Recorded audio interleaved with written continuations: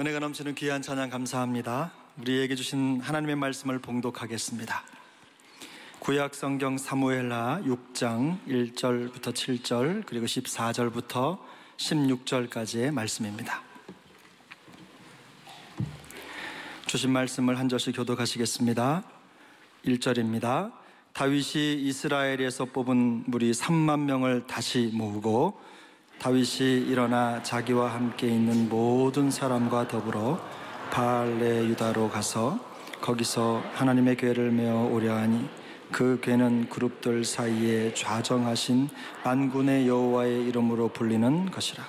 그들이 하나님의 궤를 새 수레에 싣고 산에 있는 아비나답의 집에서 나오는데 아비나답의 아들 우사와 아효가 그 새 수레를 모니라.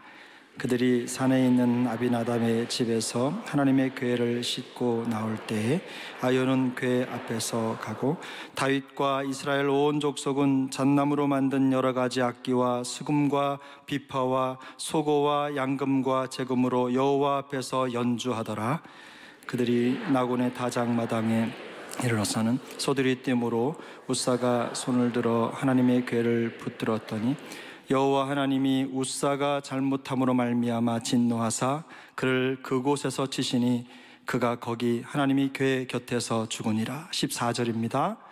다윗이 여호와 앞에서 힘을 다하여 춤을 추는데 그때에 다윗이 배 에봇을 다윗과 온 이스라엘 족속이 즐거이 환호하며 나팔을 불고 여호와의 궤를 메어 오니라. 여호와의 궤가 다윗 성으로 들어올 때에 사울의 딸 미갈이 창으로 내다보다가 다윗 왕이 여호와 앞에서 뛰놀며 춤추는 것을 보고 심중에 그를 업신여기니라. 아멘. 우리 모두의 생명이 되시고 참 소망이 되시는 주님을 찬양합니다. 저는 새해가 되면 성도들과 함께 꼭 격려하고 싶은 성경 구절을 먼저 말씀을 드리는데, 원래는 시편 37편 4절 여호와를 기뻐하라 그리하면 저가 너의 마음의 소원을 이루어 주시리라. 오늘 이 말씀이 그대로 새초부터 새말까지 여러분들이 함께 하시길 바랍니다.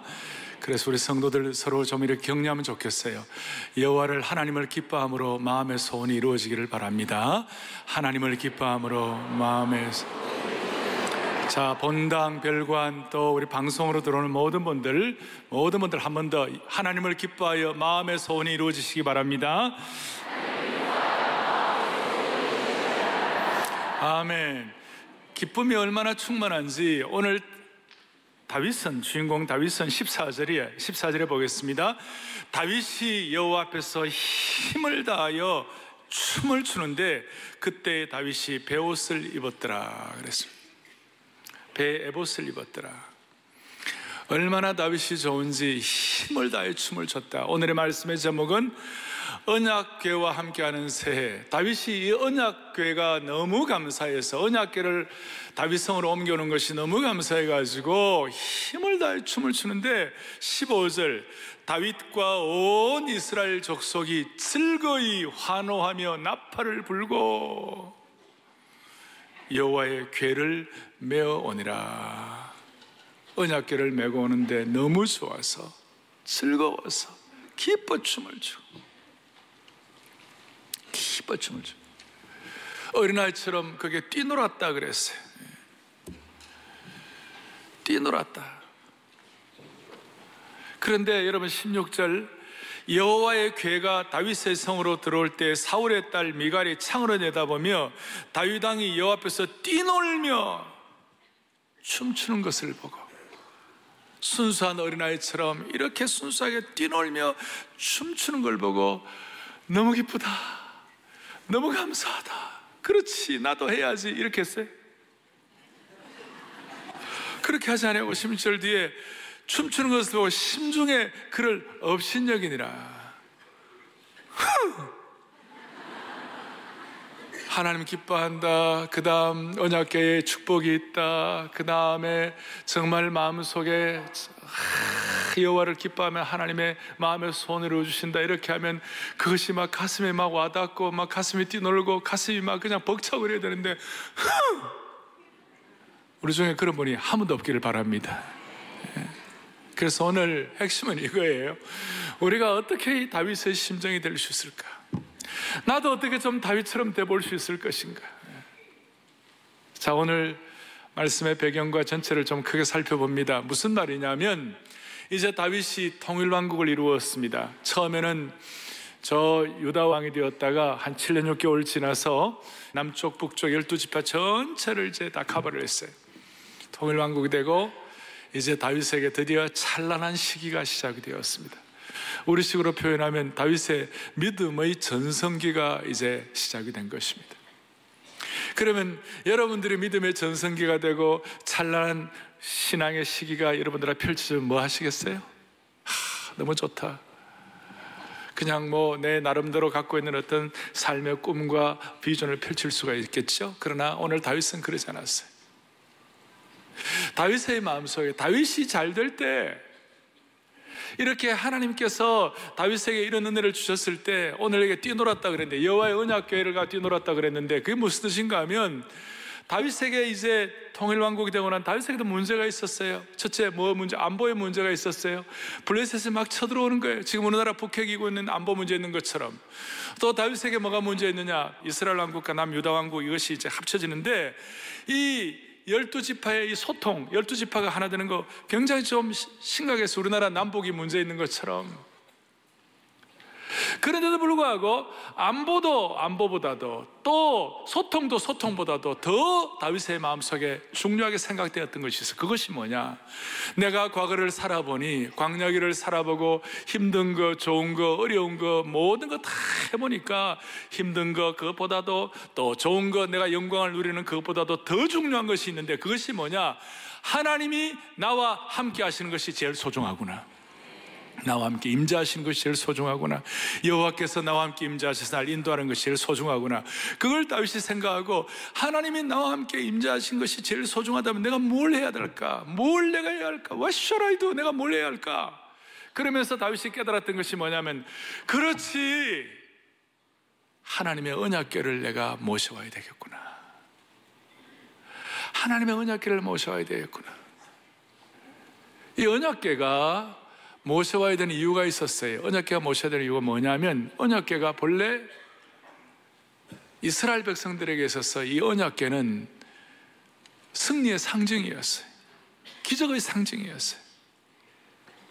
이스라엘 백성들의 언약궤가 뭐예요? 이스라엘 백성들은 언약궤, 하나님의 언약궤를 어깨에 메고, 제사장들의 어깨에 메고 힘든 일이 있으면, 여리고성을 공략할 때 여리고성의 인간의 힘으로는 도저히 공략이 안 돼가지고 어떻게 할 수가 없어요. 금성철벽처럼 버티고 있는데 저거 어떻게 하나. 마지막 날 제사장들이 언약궤를 탁 메고 앞장서가지고 쫙 백성들이 따르는데요, 그 언약궤를 메고 백성들이 따르면서 여리고성을 쫙 마지막 7바퀴를 도니까요, 그러면서 이야 할 때 여리고성이 무너지는 기적이 일어났어요. 요단강물이 넘실대고 가나안에 들어가기 전에 요단강에 발을 내디뎌야 하는데 그냥 내디디는 것이 아니라 제사장들이 언약궤를 메고 먼저 앞장서서 탁 들어가니까 요단강물이 쫙 갈라지는데, 언약궤는 승리와 기적의 상징이었어요. 그래가지고 이 언약궤가 이제 승리가 되니까 나중에 블레셋 군대가 쳐들어오니 엘리 제사장 시절에 이 언약궤 메고 나가면 되겠다 싶어가지고 그 좀 문제가 있고 엉터리인 그 홈리와 비나스 엘리의 제사장의 아들들이 메고 해가지고 나갔는데요, 세상에 그 자리에서 패퇴하고 언약궤의 승리의 상징이 다 소멸돼 버렸어요. 언약궤가 블레셋에 탈취당하고 빼앗겨 버렸어요. 빼앗겨 버리고 난 다음에 거기서 애물단지가 되었어요. 블레셋 지방에 그 언약궤가 있는데요, 다곤 신당, 그 블레셋의 신당에 놓으니까 그 신당에 있는 다곤 신당과 우상들이 목이 다 날아가고 엉망진창이 돼버리고, 또 언약궤가 가는 곳마다 블레셋 지방에 막 독종이 나오고 그냥 병이 막 창궐하고, 그러니까 블레셋 사람들이 뜨거라 그래가지고 그냥 던져버리고, 그것이 기럇 여아림이라는 곳. 오늘 2절에 보니까 기럇 여아림의 다른 이름이 뭐라고 나오느냐면 바알레 유다라는 곳에 방치가 되어 있었어요. 그래서 다윗이 마음속에 저 방치된 지 여기 보면 70년이 됐어요. 70년 동안 방치가 되어 있었어요. 그 선대의 왕이었던 사울왕도 언약궤를 갖고 오기를 원치 않았어요. 왜냐하면 사울왕은요, 언약궤에 대한 관심이 없었어요. 역대상 13장 3절에 보면 사울왕의 언약궤에 대해서 이렇게 나와 있어요. 보겠습니다. 우리가 우리 하나님의 궤를 우리에게로 옮겨오자. 그 다음 뭐라고 되어 있어요? 사울 때에는 우리가 궤 앞에서 묻지 아니하였느니라. 사울왕은 언약궤에 대한 관심을, 다윗 죽이려고 자기 왕국, 자기 힘, 자기 능력 유지하려고 다윗을 잡아 죽이려는 거기에다가 혈안이 돼가지고 하나님의 언약궤에 대해서 가장 중요한 것에 대해서는 사울이 다 무시하고 살았어요. 그런데 언약궤가 뭐예요? 언약궤는 출애굽기 25장 22절에 보면 언약궤가 뭐예요? 출애굽기 25장 22절에 언약궤에 대해서 이렇게 나와 있습니다. 같이 봅니다. 거기서 내가 누구와 만나요? 언약궤에 나오는 사람들과 만나고, 그 다음 속죄소 윗 곧 증거궤 위에 있는 두 그룹 사이에서 내가 이스라엘 자손을 위하여 내게 명령을 모든 일을 너에게 이르리라. 언약궤는 하나님의 백성들과 만나고 소통하는 장소예요. 동시에 이스라엘 자손을 위하여 주님께서 이렇게 하라 저렇게 하라 명령과 계시와 인도를 보여주는 장소, 그것이 바로 언약궤예요. 그리고 한 걸음 더 나아가서 이 언약궤에 대한 해석이 신약은 구약 속에 포함됐고 구약은 신약을 통하여 명확해지는 거예요. 히브리서 9장 4절에 신약의 히브리서에 언약궤에 대해서 이런 설명을 하고 있어요. 보겠습니다. 금 향로와 사면을 금으로 싼 뭐가 있고요, 그리고 그 안에, 언약궤 안에 첫째 만나를 담은 금항아리와 아론의 쌍난 지팡이와 언약의 돌판들이 있고, 그에 보면 세 가지가 있다고 그랬어요. 신약 히브리서 기자가 언약궤를 해석을 하는데 언약의 두 십계명의 돌판들이 있다고. 그 돌판에 1계명부터 10계명까지 하나님의 성품이 나타나 있어요. 그 하나님의 성품을 통하여 이스라엘 백성들을 인도하시겠다. 또 그 안에 뭐가 있냐면 아론의 쌍난 지팡이가 있어요. 지팡이는 그냥 아무것도 아니에요. 생명이 없는 존재예요. 그런데 그 언약궤에 하나님의 말씀의 능력과 하나님의 기름 부으심이 있을 때 그 언약궤에 기적이 일어나고 쌍난 지팡이 되는 거예요. 그러니까 하나님의 백성들에게는 필요하면 하나님이 기적도 베풀어 주신다, 이것이. 그 다음에 만나를 담은 금항아리, 이것은 뭐냐, 매일매일마다 daily bread, 매일매일마다 하나님께서 하나님의 사람들이 일용할 양식을 허락해 주시는 것이다. 날마다 일용할 양식을 주시고 필요하면 기적도 주시고 하나님의 성품을 통해 이스라엘 백성을 인도하신다. 이것이 하나님의 언약궤의 본질이었어요. 신약적인 해석이에요. 그리고 이 언약궤가 얼마나 소중한가, 언약궤를 담는 성막을 지어라. 그리고 성막을 지어서 이스라엘 백성들이 가는 곳마다 그 성막이 이스라엘 백성들의 중심이 되어라. 이스라엘 백성들이 광야길을 가면서 성막을 짓는데 언약궤가 있는 그 처소를 짓는 그걸 성막이라고 그러고, 그 성막에 무슨 일이 벌어지느냐, 성막에 언약궤를 두었을 때 그 성막에 하나님의 쉐키나의 영광이 임했다고 그랬어요. 하나님의 영광의 구름 기둥이 임하고, 따라서 이스라엘 백성들이 광야길에서 그 언약궤를 중간에 놓고 성막을 놓고 난 다음 그 나머지 전체적으로 빙 둘러서 가지고 뭘 하는가, 거기에 이제 이스라엘 지파대로 다 자기의 장막, 그 장막은 성막과 함께 아침에 일어나면 그 성막을 보고 영광의 구름 기둥을 보고, 아, 언약궤와 하나님이 함께 하시는구나. 그것이 언약궤의 신비였어요. 그리고 언약궤의 신비는 오늘 21세기에는 예수 그리스도가 언약궤가 되시는 것이에요.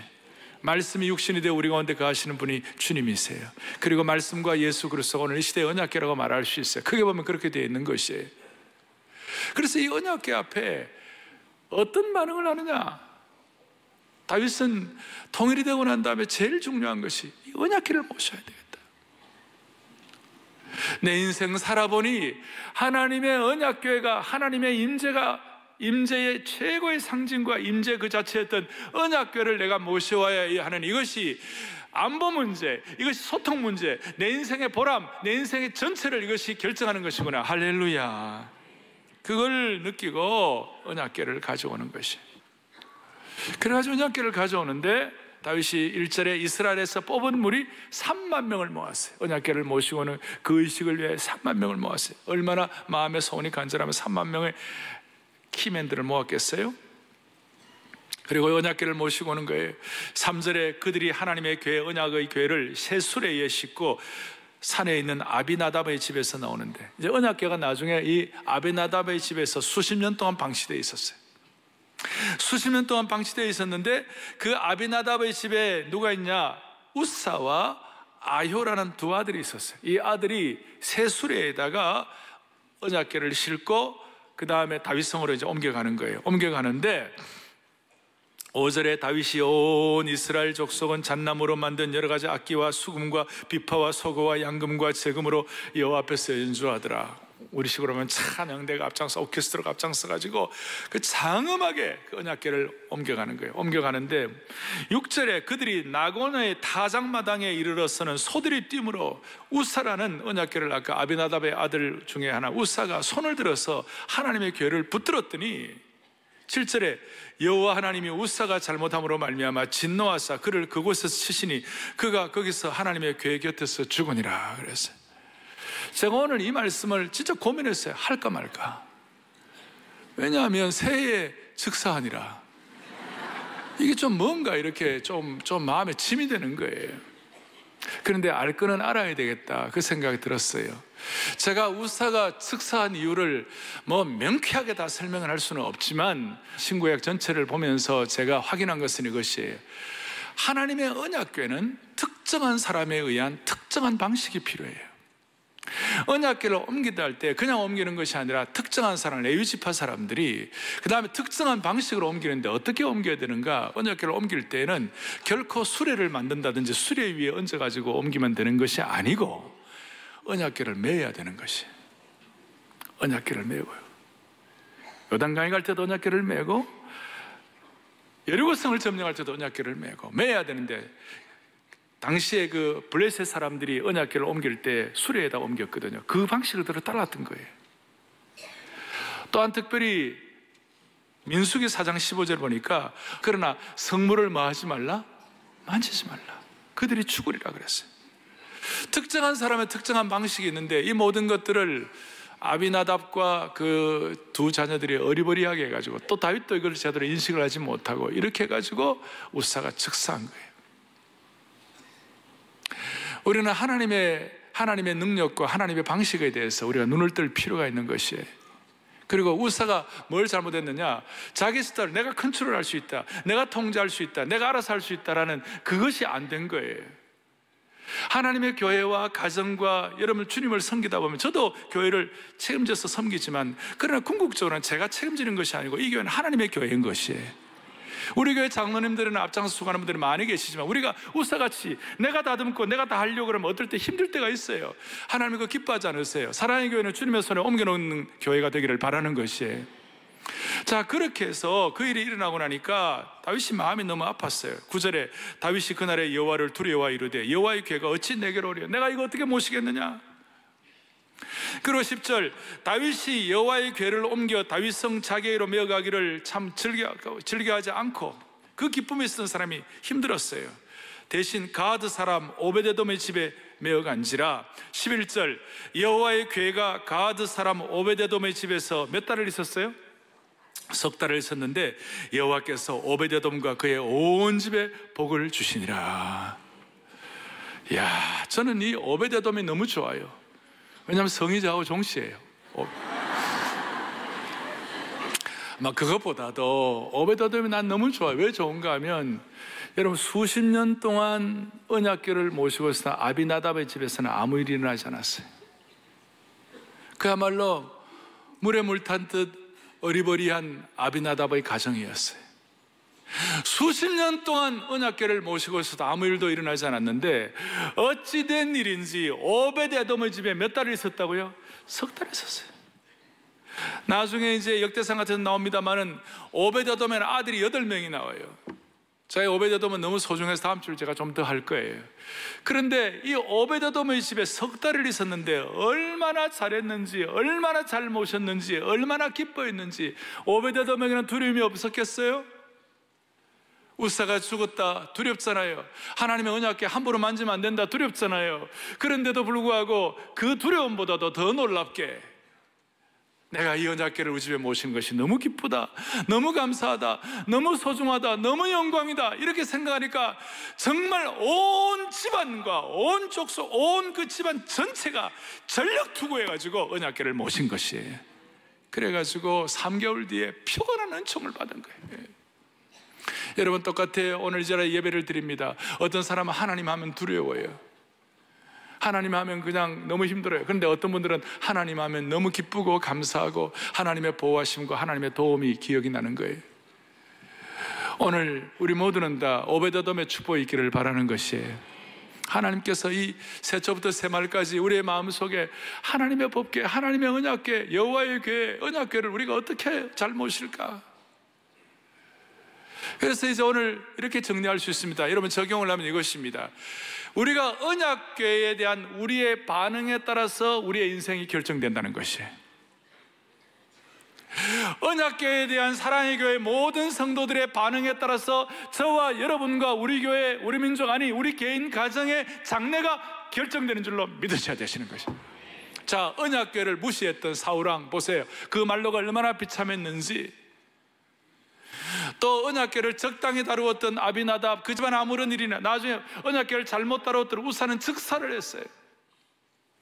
그리고 언약궤를 앞에 놓고 언약궤 가지고 춤을 추고 기뻐하는 다윗이 있는 반면에 그걸 보고 저 무슨 채통머리가 저건 뭐냐, 왕복을 입고 있어야지, 장군복을 입고 마상에서 개성가를 불러야 할 사람이 저 무슨 짓이냐, 그렇게 하면서 언약궤에 대해서 함부로 멸시하고 조롱하고 무시했던, 냉소를 지었던 그 미갈, 어떻게 됐어요? 나중에 하나님이 미갈의 태문을 닫아버렸어요.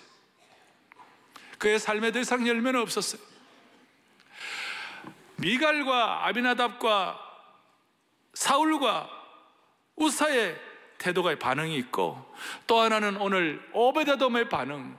석 달 만에 온 천지 동네가 다 알만한 그런 축복을 받아 누리고, 언약궤 앞에서는 일국의 왕이라도 그 영권과 그 능력과 그 권위가 대단한 그 왕이라 할지라도 언약궤 앞에서는 어린아이처럼 뛰놀며 춤을 추며 감사하며 기뻐한 그 다윗. 여러분, 어느 걸 선택하시겠어요? 다시요, 언약궤 앞에서의 우리의 반응이 인생을 결정한다는 것이에요. 그렇습니다. 우리 앞에 모든 우리의 삶의 장래 앞에는 우리가 신앙적 반응을 하느냐 아니면 불신앙적 반응을 하느냐에 따라서 결정되는 것이. 신앙적인 반응이라는 것은 겸손하고 감사하고 기뻐하고 생명의 역사예요. 불신앙적인 반응이라는 것은 교만하고 불순종하고 부정적이고 책임감 없는 반응이에요. 불신앙의 반응이라는 것은 본능적 반응이요, 반사적 반응이에요. 무슨 일이 있어요? 본능적 반응이에요. 신앙적 반응이라는 것은 오늘 이와 같은 법궤 앞에서의 반응처럼 사모하고 좀 의식을 갖고 생각을 하고 깊이 있는 반응이라고 말할 수 있어요. 예를 들어 이런 것이에요. 앞에 자동차를 몰고 가는데 앞차가 딱 서가지고 더 이상 그 신호등이 기다리고 있다가 딱 이제 파란불이 돼가지고 지나가야 되는데, 이 차가 안 가는 거예요. 안 가면 왜 빨리 안 가? 이게 우리도 모르게 반사적으로 그냥 자연스럽게 본능적 반응이 나오는 것이에요. 뭐 하는 거야? 신호가 바뀌었는데 운전을 못하면 차를 몰고 나오지나 말지. 그렇게 반응을 할 수 있잖아요. 또 어떤 반응은 뭐예요? 신앙적 반응은 뭐예요? 왜 저 사람이 못 갈까? 차에 문제가 생겼나? 아니 몸이 아프나? 그런데 반사적 반응, 본능적 반응할 사람은 왜 안 가지? 운전을 못하면 나오지나 말지. 그러면서 그냥 뒤에서 그냥 경적을 울리는 거예요. 우리는 우리 앞에 본능적 반응, 반사적 반응과 아니면 신앙적 반응과 한 번 더 생각하는 반응, 이게 우리 앞에 놓여 있는 거예요. 여기에 따라서 우리 인생이 결정되는 거예요. 예를 들어서 우리가 가난하다. 가난에 대해서 두 가지 반응이 있어요. 나는 왜 이렇게 가난할까? 누구는 인삼 먹고 나는 왜 이렇게 뭐 먹냐? 이렇게 하면서 스스로 자기 비하하고 그 가난에 대해서 열받고 그런 반응이 있어요. 근데 어떤 사람은 가난도 내게는 자산이 될 수 있어. 이렇게 생각해가지고 자기 마음 더 단단히 하고 또 이렇게 참 하나님도 사모하고 뭐 이렇게 해가지고 가난을 오히려 자기의 어떤 그 내면의 근육을 강화하는 그런 반응을 할 수 있는 것이에요. 부에 대해서도 마찬가지죠. 어떤 사람은 부가 주어지면 자만하고 교만하고 자기 배 두드리고 의시되고 그건 자기 파멸의 길이에요. 근데 부가 하나님 주신 거라고 생각하고 청지기 정신을 가지고 하늘에 부를 쌓고 그럴 때 그 부는 오히려 그 사람을 성숙해 하는 것이에요. 슬픔이 있습니다. 극한 슬픔을 만납니다. 그럼 그 슬픔 때문에 완전히 우리는 그냥 완전히 자기 자신을 그냥 상처받아 가지고 그냥 완전히 자기 낭망이 되고 세상을 향해 한탄하면서 이 세상 뒤집어졌으면 좋겠다 이렇게 생각하고, 그러나 어떤 사람은 이렇게 슬프니 내가 어떻게 내 인생을 살아갈 것인가, 나는 이제 내 힘으로는 안 된다, 내 삶에 하나님 뜻이 가장 중요하고 내가 정말 이 슬픔 가운데 내가 할 수 있는 일은 하나님을 의지하는 것이다, 하나님께 실오라기 하나더라도 다 맡기는 그런 반응을 하는 거예요. 이 반응이 반사적 반응과 본능적 반응과 그 다음에는 신앙적 반응의 차이예요. 세상적인 어떤 오늘의 육신의 정욕과 그 음욕 같은 거 있을 때 이거 잘못 반응한 사람은 비누아스의 창이라고 간이 찔려나가는 거예요. 그러나 어떤 사람은, 요셉 같은 사람은 잘 반응해가지고 자기만 사는 것이 아니라 나라도 살리고 가정도 살리고 그 제국도 살리고 다 주위를 다 살리는 것이 반응에 따라서 결정되는 것이. 사랑하는 성도 여러분, 오늘 우리 모두는 하나님 앞에서의 올바른 반응을 통하여 이 한 해를 열어가기를 바랍니다. 왜 제가 이 말씀을 드리는가? 사건 자체는 우리가 어떻게 통제할 수가 없어요. 그러나 반응은 우리가 제대로 할 수가 있는 것이에요. 우리 앞에 일어나는 수많은 일들에 대해서 사랑의 교회에 속한 모든 성도들은 반사적 본능적 반응하지 말고 영적 신앙적 반응, 언약궤 앞에서 제대로 반응했던 오베데돔과 다윗의 길을 갈 수 있기를 바라는 것이에요. 다윗은 어떻게 반응을 했습니까? 언약궤 이제 오베데돔의 집에 하나님 축복하셨다는 말씀을 듣고 너무 좋아가지고 다윗이 언약궤를 이제는 하는데, 저 뒤에 15절 보면 다윗이 언약궤를 메어오니라 그랬죠. 이제는 올바르게 메는 거예요. 올바르게 메고 오는데 한 학자들이 보니까 제가 보니까 한 20km 정도 돼요. 다윗성까지, 예루살렘 다윗성까지 20km 정도를 다윗이 춤을 추며 베옷을 입고 소박한 옷을, 왕복을 벗어버리고 춤을 추며 기뻐하며 오는 것이 다윗의 반응이에요. 우리식으로 말하면 춤을 추며 감사하며 예배의 깊은 경지에 들어간 것이. 구약에서 제사장들은 휘장 뒤에 있는 하나님의 임재로 들어가기 위하여 향을 피우고 그 향의 연기가 언약궤 위를 가득 채워야 한다고 그랬어요. 지성소의 언약궤에 그 성막에 나타나는 놀라운 향년이 있는 거예요. 언약궤에 향년이 있는 것이에요. 오늘 이 시대의 향년은 뭐예요? 오늘 이 시대의 향년은 기도의 향년, 찬양과 말씀을 통한 피어오르는 예배의 향년이라고 말할 수가 있는 것이에요. 그래서 그 구약의 언약궤의 그 영광, 셰키나 영광 앞에 몸을 떨었듯이 우리는 하나님의 임재 속에서 온몸이 떨리고 가슴이 전율하는 하나님의 놀라운 영광을 경험하는 신비한 축복이 이 한 해 동안 있어지기를 바라는 것입니다. 어떤 이는 이 하나님의 언약궤 앞에서 올바른 반응을 하고 그 반응을 통해 하나님의 임재를 경험하는 순간 흐르는 눈물을 그칠 수가 없는 것이에요. 어떤 이는 이 하나님의 셰키나 영광에 압도되어서 자기도 모르게 무릎을 꿇게 되는 것이에요. 어떤 분은 예배의 신비, 언약궤 앞에 신비와 반응을 하다가 기도하다가 영적인 언어가 터지는 분들이 계세요. 어떤 분들은 높은 찬양을 하게 되는 것이에요. 이것을 세상의 방식으로는 다 설명할 수가 없어요. 사랑하는 교우들이여, 오늘 우리 가운데, 우리 모두의 마음의 소원 가운데 이 한 해 동안 언약궤 앞에서, 말씀 앞에서 제대로 반응함으로 말미암아 우리가 구약에 있었던 언약궤의 그 깊은 신비 앞에 다윗이 춤을 추며 뛰놀며 예배의 깊은 차원의 경제에 들어갔듯이 우리 온 성도들에게 이 신비한 차원의 은혜를 한 분 한 분 경험하기를 바라는 것이에요. 이걸 여러분들을 극복하려면 한 가지 우리가 주의해야 할 것이 있어요. 그것이 뭐냐면 신앙의 냉소주의를 극복해야 돼요. 오늘 한국교회의 제일 큰 문제 중에 하나는 미갈의 냉소주의예요. 오늘날 교회 내에 냉소주의가 만연하고 있어요. 영적인 복지부동이에요. 기도하면 되나? 뭐 기도해도 안 되더라. 교회 그렇게 나가도 뭐 달라지는 거 있냐? 여러분 어떠세요? 말은 하지 않지만 신앙의 냉소주의에 빠져 있는 분들은 안 계세요? 이것은 영적인 냉소주의가 잘못된 것이에요. 이것이 자꾸 반복되다 보면 우리 신앙에 큰 손해를 입어요. 여러분, 뒷골목에 이 추운 겨울에 얼음이 얼어요. 그래서 낮에 해가 뜨면 얼음이 좀 녹아요. 그럼 밤에 또 다시 얼어요. 그 다음날 되면 언 것이 더 단단해지는 것이에요. 얼었다 녹기를 자꾸 반복하다가 나중에 그것이 단단해 굳어져 가지고 그 얼음을 깨려면 망치로 깨도 쉽지가 않아요.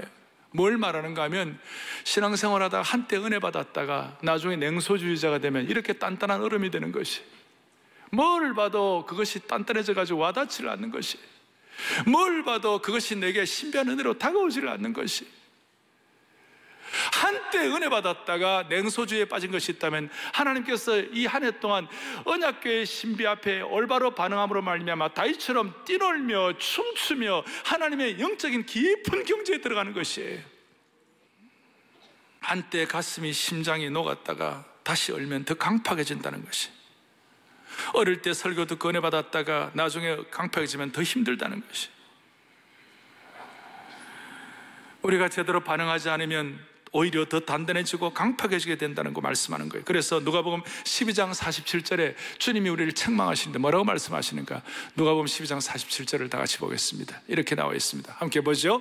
주인의 뜻을 알고도 준비하지 아니하고 그 뜻대로 행하지 아니하는 종은 어떻게, 다시 한번 뭐라고요? 많이 맞는다. 오늘 이렇게 회초리에 많이 맞는 분이 없으면 좋겠어요. 언약궤 앞에서 제대로 반응함으로 말미암아 많이 맞지 않았으면 좋겠어요. 냉소주의라는 말은 영어로 시니컬하다는 것이, 제가 제일 고민하는 것이 한국교회 지금 특별히 젊은이들 가운데 냉소적인 비판주의자들 진짜 심각해요. 시니컬하다는 말이 뭐예요? 따뜻한 웃음이 아니라 차가운 웃음이에요. 비웃음이에요. 이게 한국교회의 큰 문제예요. 교회에 대한 냉소주의예요. 교회 지도자에 대한 냉소주의예요.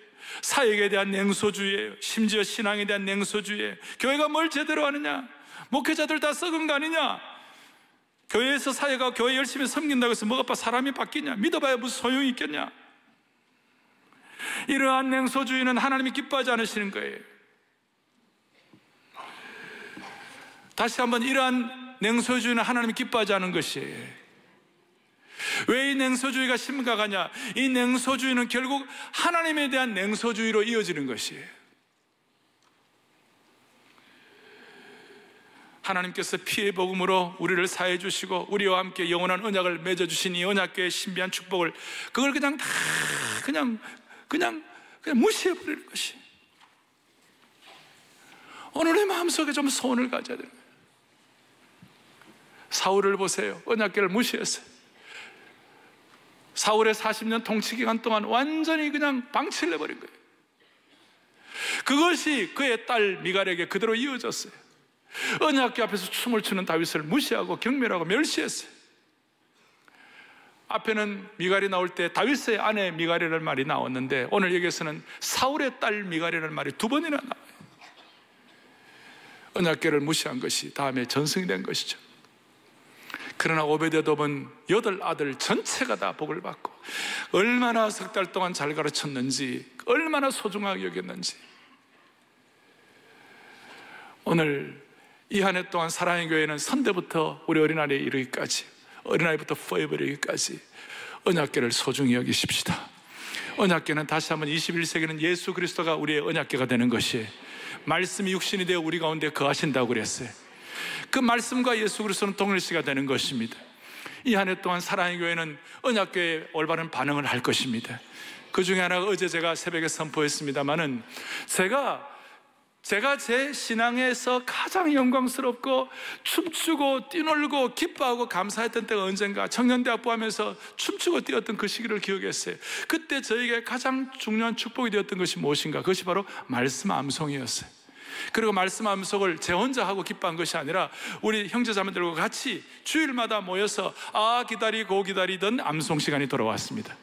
암송을 못 외우면 좀 열받고 뭐 좀 이렇게 부담도 되고 그럴 수가 있는데, 다 하니까 또 좀 못해도 다 묻혀가니까, 그러면 또 결심하면 다시 또 할 수 있으니까, 그래서 매주일마다 12절씩 계속해서 8, 9년 동안 계속해서 암송하는 동안에 그 모임과 그 대학부가 사기 충천하고 기뻐하고 뛰놀고 찬양하고 영적인 깊은 신비에 들어가고, 거기에 수많은 하나님의 백성들, 이 시대에 다윗과 오베데돔 같은 그런 하나님의 백성들이 배출이 된 것이에요.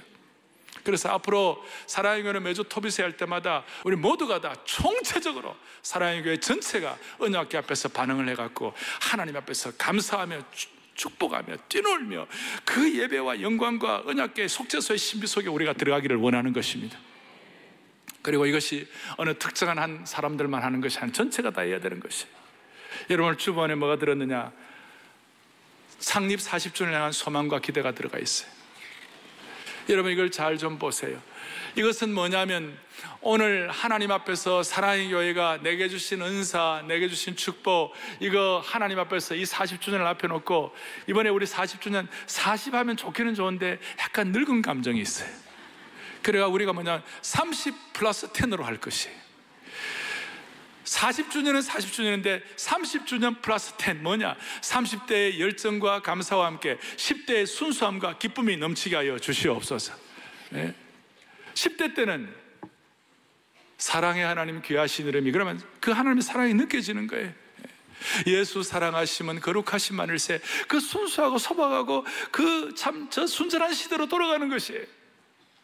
여러분, 우리가 사랑의 교회에 많은 사역들이 있어요. 우리 교회에 많은 분들이 다락방에 참여를 하고, 또 사랑의 교회 특세하면 적어도 우리 교회 많은 분들이, 우리 교회 성도들 가운데 특세하면 뭐 특세에 참여하는 분들이 직접 오시는 분들, 또 인터넷으로 분들 한 아마 2만 명쯤 이렇게 오실 거예요.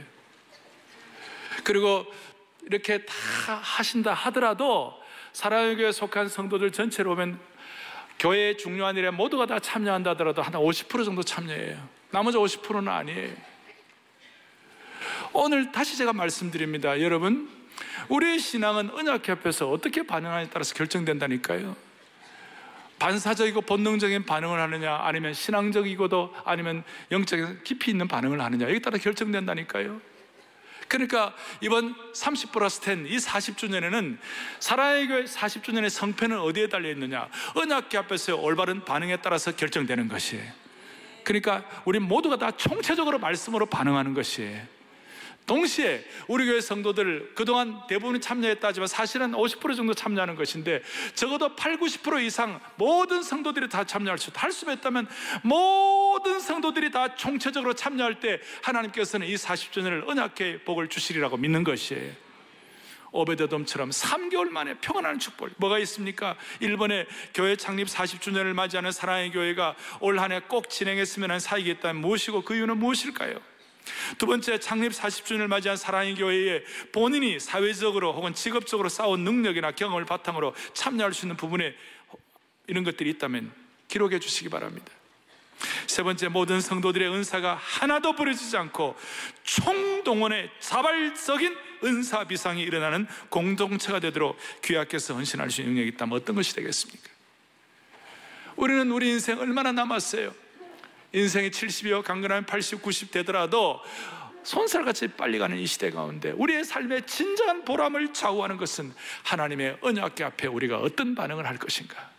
여러분, 이거 쓰셔서 오늘 쓰신 분들 오늘 내셔도 되고, 일주일 동안 잘 준비하셔가지고 다음 주일날 주님 앞에 헌금 드릴 때 같이 내실 때 하나님이 기뻐하시리라고 믿는 것이에요.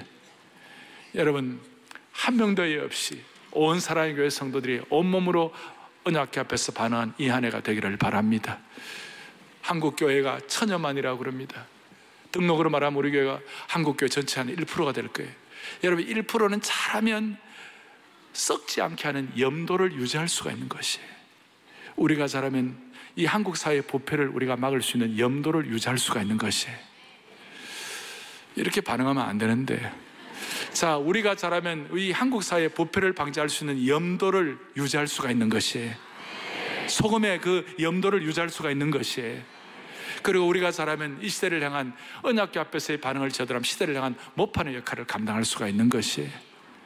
오늘 그 축복이 우리 온 성도들 한 번도 예외 없이 임하기를 간절히 바랍니다. 할렐루야. 내 모습 이대로 주봐도 없소서. 날 위해 돌아가신 주 날 봐도 없소서. 하나님의 임재를 기대하면서 내 모습 이대로 주봐도 없소서 찬양합니다. 내 모습이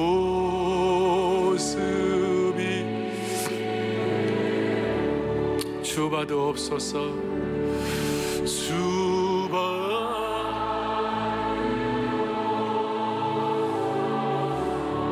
날 위해 돌아가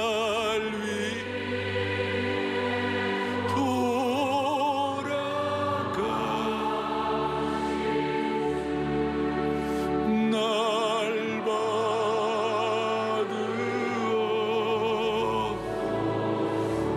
날 위해 돌아가신 주 날 받으옵소서. 날 위해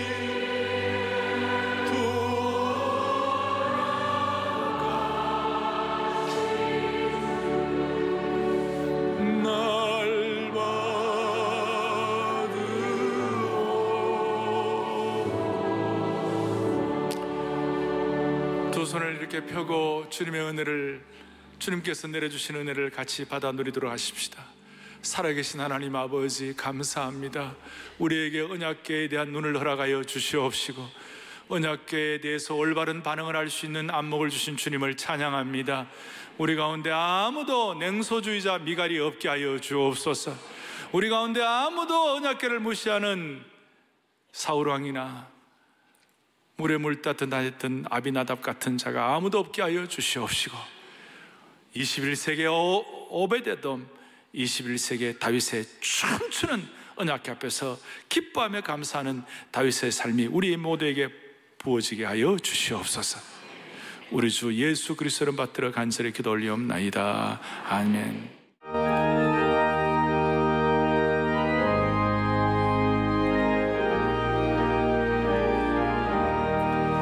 예수가 함께 계시니 시험이 오나 그 아멘. 기쁨의 근원 되시는 예수를 위해 삽시다. 날마다 주를 섬기며 언제나 주를 기리고 그 사랑 안에 살면서 딴 길로 가지 맙시다. 이 세상 사는 동안에 주 이름 승거하면서 무한한 복나 주시는 예수를 위해 삽시다. 날마다 주를 섬기며 언제나 주를 기리고 그 사랑 안에 살면서 딴 길로 가지 맙시다. 주께서 심판하실 때 잘했다 칭찬하리니 이러한 상을 받도록 예수를 위해 삽시다. 날마다 주를 섬기며 언제나 주를 기리고 그 사랑 안에 살면서 딴 길로 가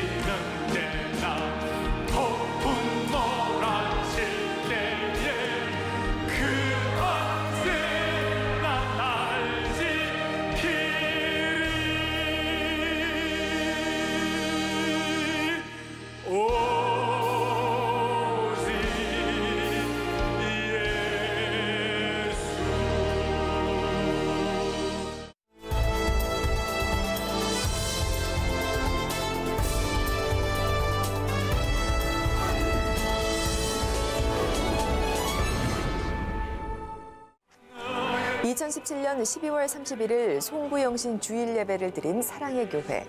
안아주신 본당을 가득 채운 영가족들은 감사로 예배드리며 한 해를 마무리했습니다.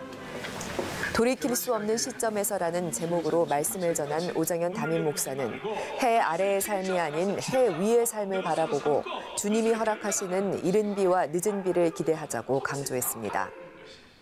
지난 한 해 동안 진자리 마른 자리 또 우리 교회 보이는 곳 보이지 않는 곳에서 헌신하시고 땀 흘리시고 최선을 다해 수고하신 여러분들에게 오늘 이 말씀을 사랑의 편지로 드리는 것입니다. 우리 온 성도들은 필요한 땅은 다 하나님 앞에서 얻으시기를 바랍니다. 동시에 하나님 주시는 것들을 성취하십시다. 하나님의 백성으로 성취하십시다. 여러분들 가정마다 필요한 이른 비와 늦은 비를 허락해 주시기를 원합니다. 31일 주일 저녁 송구영신 예배로 다시 모인 사랑의 교회 성도들. 2017년 한 해 동안 성도들이 은혜 받았던 10대 찬양의 영상과 타종 영상을 보며 지난 한 해를 되돌아보고 지구촌교회 이동원 원로 목사는 요한복음을 본문으로 말씀을 전하며 새로운 한 해를 위기가 아닌 기회로 만들자고 당부했습니다. 이어서 2017년 10대 뉴스를 보며 사역마다 은혜를 허락해 주신 주님께 감사를 올려드렸습니다. 오정현 목사는 강단에 오른 교역자들과 함께 간절한 마음으로 주님 앞에 엎드렸습니다. 한 해 동안 사랑의 교회와 영가족들을 보호해 주신 주님께 감사를 올려드리고 온 성도와 함께 새해에 창립 40주년을 맞는 사랑의 교회 모든 사역을 주님께 맡겨드리며 섬김의 은혜를 간구했습니다.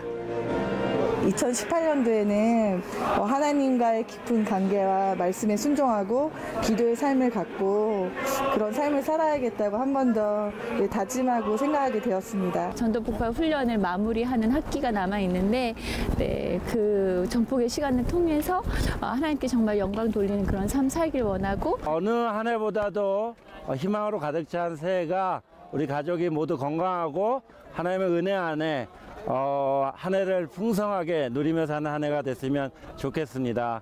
새해 복 많이 받으세요.